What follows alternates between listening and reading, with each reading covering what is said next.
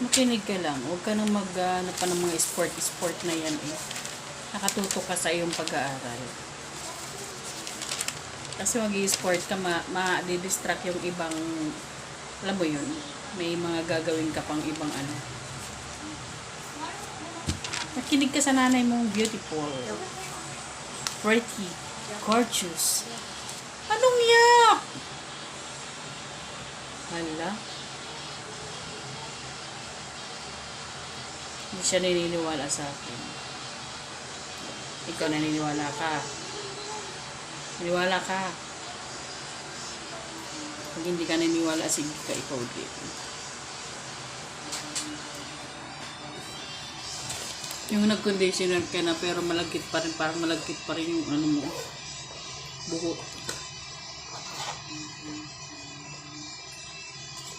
Thank you for watching. Bye-bye.